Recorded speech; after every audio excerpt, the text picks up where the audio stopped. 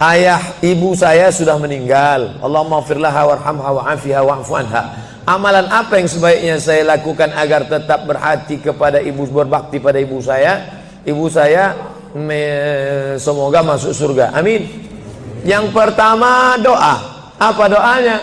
Rabbil firli wa liwalidayya warhamhuma kama rabbayani saghira. Allahumma ighfir laha warhamha wa'afiha wa'fu anha. Ya, enggak bisa bahasa Arab Pak Ustaz, bahasa Indonesia. Ya Allah, jauhkan emakku dari neraka jahanam, berikan dia kebaikan, jadikan kuburnya salah satu dari taman surgamu, jangan jadikan kuburnya salah satu lubang nerakamu, berikan dia ketenangan ya Allah, ampunkan segala silap salah dosanya ya Allah. Yang pertama. Yang kedua, baca Quran. Wa in khatimul Quran, yang paling afdal dibaca khatam Quran, satu khatam. Untuk almarhumah emakku, aku hadiahkan pahala bacaan Quran sekhatam. Kalau tidak bisa satu khatam, bacakan Yasin, hatinya Quran. Kalau tidak baca Yasin, jurus terakhir Ummul Quran Al-Fatihah. Al-Fatihah pun tak bisa, mati aja lah. Yang ketiga, sedekah. Saat sayang betul dengan emaknya, lalu emaknya meninggal dunia, dia datang melapor kepada Nabi, ya Rasulullah, ummi matat, emakku sudah meninggal dunia, apa atasaddaqu anha, kalau aku bersedekah, apakah sedekahnya sampai ke almarhumah emakku? Kata Nabi, tasaddaq, bersedekahlah. Ayu sadaqatu afdal, apa sedekah yang paling afdal? Kata Nabi, saqiyul ma', memberi air minum. Yang paling afdal adalah memberi air minum, karena di jazirah Arab susah membuat sumur bor, sedekah air minum. Tapi di Bekasi jangan lagi sedekah air, karena masjid kita sudah diapit 2 danau. Sampai-sampai nama masjid ini pun Masjid Al-Danau, Al-Qalam, diapit 2 kolam.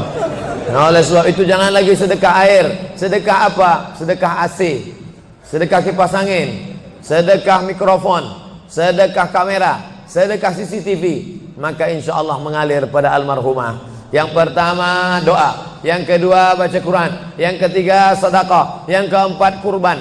Nanti mau hari raya kurban, ini 1 kambing untuk almarhumah emakku. Yang kelima haji. Kalau dia dulu belum haji, badal hajikan. Yang keenam puasa. Mana tahu dulu ada puasanya tinggal, kita laksanakan puasa. Man mata, siapa yang mati, wa alaihi siyamun, punya utang puasa, shoma anhu waliyuhu, maka ahli warisnya melaksanakan puasa untuknya. Bolehkah di sujud akhir kita berdoa dengan doa yang ada dalam Quran? Aqrabu ma yakunul abdu min rabbihi wa huwa sajid. Seorang hamba paling dekat dengan Allah bukan di Makkah. Saya merasa dekat betul dengan Allah ketika di Ka'bah Pak Ustaz. Lalu bagaimana dengan orang miskin yang tak punya duit untuk ke Makkah? Maka orang paling dekat dengan Allah wa huwa sajid, waktu sujud terakhir.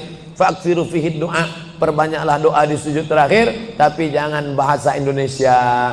Karena kalau dia ucapkan ya Allah tolong aku, batal salatnya.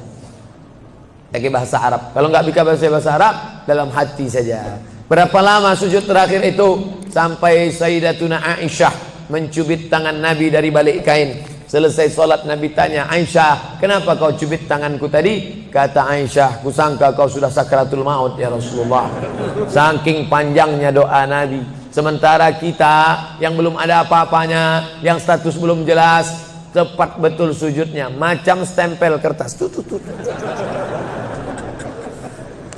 Kenapa cepat betul sujud? Sujudlah lama. Bagus sujud lama, membantu turunnya darah menyembur dari jantung ke otak. Karena kalau oksigen kurang bisa kena stroke ringan. Sujud lama-lama, bernapas, jangan tahan napas, bernapas. Itu maka karpet jangan bau. Itu maka tak boleh tidur telungkup di masjid. Tidur telungkup ngences pas tempat orang sujud. Bangkit sujud pitam pingsan mak. Nah, ini penting. Lalu kemudian kalau dibaca dalam doa sujud itu ayat Quran boleh? Tak boleh. Karena Quran itu tinggi, sedangkan sujud itu rendah. Tak boleh yang tinggi diletakkan di rendah. Tapi kalau doa boleh. Begitu juga dengan perempuan halangan. Tak boleh baca Quran. Tapi kalau ayat Quran itu doa boleh. Contoh, Subhanalladzi sakhkhara lana hadza wa ma kunna lahu muqrinin wa inna ila rabbina lamunqalibun. Itu kan ayat Quran.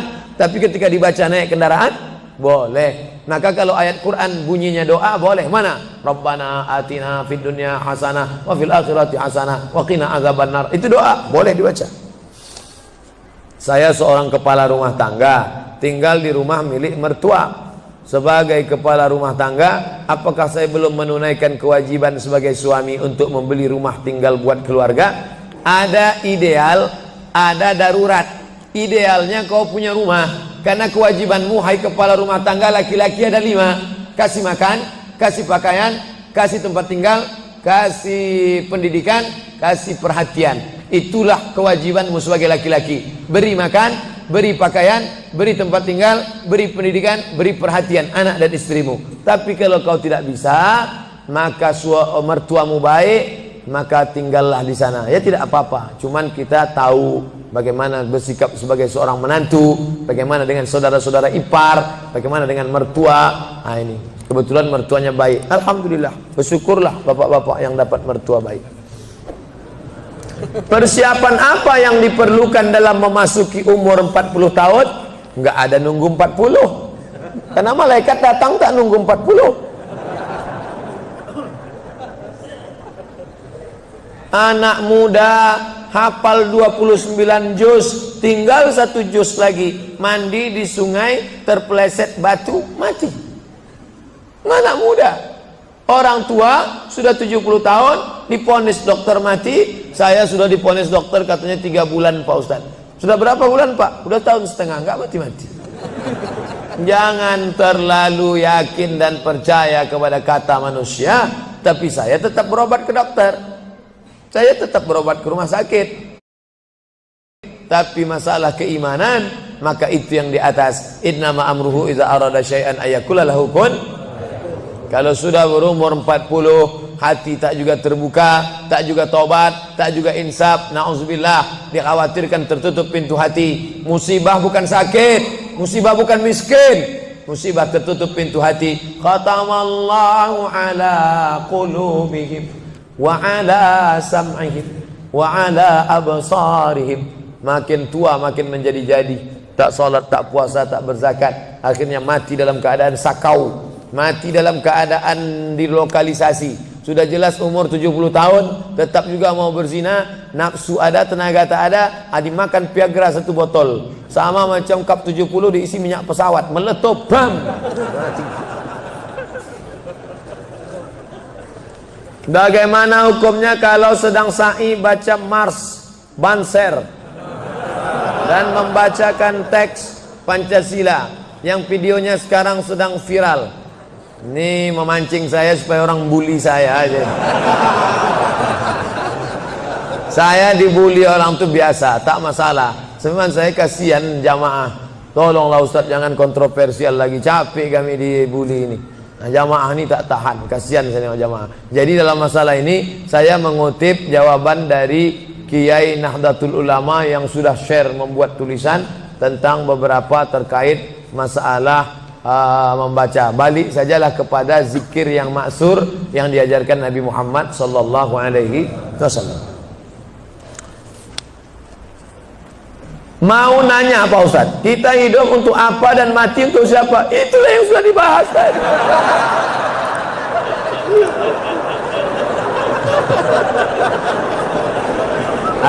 Artinya pertanyaan ini dibuat sebelum pengajian tadi. Kakak boleh suuzon. Kertas terakhir, ada lagi. Kertas, kenapa Allah membolehkan poligami? Kenapa hikmah? Fankihu ma tabalakum minan nisa. Nikahilah nisa. Itu syaratnya yang pertama. Yang dinikahi itu nisa. Makanya laki-laki menikahi perempuan, karena Allah menciptakan Adam dan Hawa, bukan Adam dan Asep. Setelah kau pilih nisa, syaratnya bagaimana? Min thayyibat fankihu ma taba, yang baik. Kalau laki-laki thayyib, thayyib itu artinya baik. Sekarang thayyib sudah berubah, enggak pulang-pulang. Fankihu ma taba, nikahilah perempuan yang baik, minan nisa, perempuan yang baik. masna 2, wa sulasa 3, wa ruba' 4. Fa in khiftum alla ta'dilu, kalau kau khawatir tak sanggup adil, fawahidah, satu saja cukup. Ada seorang janda, dia punya anak, maka anak yatimnya ini perlu dijaga orang. Maka daripada dijaga orang lain, saya ajalah menjaganya. Nah, itu alasan pertama, karena untuk menjaga anak yatim. Itu alasan pertama. Alasan kedua, ada mungkin laki-laki yang dia 300 tenaga kuda. Tak bisa dia kalau tak poligami, tak cukup satu. Kalau sampai satu tuh mati bu tuh. Nah, tuh. Jadi perempuan tidak boleh mengatakan lebih baik lakiku berzina. Oh enggak. Maka dia harus berlapang dada menerima 300 tenaga kuda. Yang ketiga, untuk menghibur. Nabi Muhammad itu 25 tahun monogami, istrinya cuma satu, Khadijah saja. Jadi jangan katakan dia penyakit seksual, dituduhkan orang sekuler, liberal, kafir, munafik. Nabi Muhammad itu 25 tahun dalam keadaan lajang, tidak pernah berzina. Mereka menggelar dia Al-Amin. 25 tahun dalam keadaan istri satu, Khadijah. Setelah 50 tahun barulah dia menikahi beberapa perempuan dengan alasan karena suaminya mati perang, kalau dia dalam keadaan terluka, dengan alasan karena untuk mendekatkan hubungan dakwah kesukuan. Kalau dinikahi anaknya, maka suku itu akan menjadi tunduk, dengan alasan banyak. Nah, itu jadi bukan hawa nafsu, karena 50 tahun dia mampu mengontrol hawa nafsunya.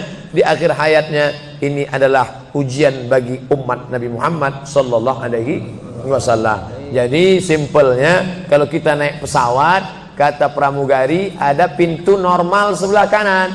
Ladies and gentlemen, all of our passenger, seluruh penumpang, sebelah kanan pintu naik dan turun. Tapi bila terjadi pesawat meledak atau masuk jurang atau meletup, ini emergency door, ini boleh dibuka. Nah, jadi kalau mau buka itu, bukalah. Ustadz, kita merindukan situasi seperti sekarang. Jamaah membludak sampai ke jalan, semua khusyuk menyimak. Bagaimana supaya situasi seperti ini bisa terus terpelihara di hati umat? Sering-sering buat pengajian. Yang datang kemari ini bukan adik kelas saya, kakak-kakak kelas senior-senior saya. Dr. Yusuf Siddiq. Saya sampai ke Mesir, Dr. Yusuf Siddiq S3 di Universitas Muhammad V Rabat. Saya S2, beliau sudah hampir doktor. Senior saya, dosen di Libya, universitas punya Saudi Arabia, cabangnya di Jakarta, cabang Imam Muhammad bin Saud. Mengajar di sini. Senior saya, Ustadz Ali Junifar. Ali Junifar itu senior saya. Saya sampai ke Mesir, Maroko S2, beliau S3, tafsir, dosen. Itu mengajar di sini. Hadir, siapapun ustadznya, datang, duduk, diam, dengar. Ngantuk-ngantuk dikit, Allah mengampuni insyaallah. Tapi jamaah tak ada yang.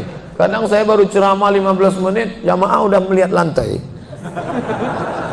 Tapi di Masjid Al-Qalam, Masya Allah, luar biasa. Kalau sebab itu, maka anak bapak ibu wakafkan satu orang. Ini pentingnya. Wakaf semen sudah, wakaf anak belum. Saya ini termasuk anak wakaf. Ustadz, memangnya berapa orang? Saya anak pertama, adik saya satu, kami dua cuman, laki-laki dua-duanya. Tapi cucu datuk mbah saya lebih 40 orang.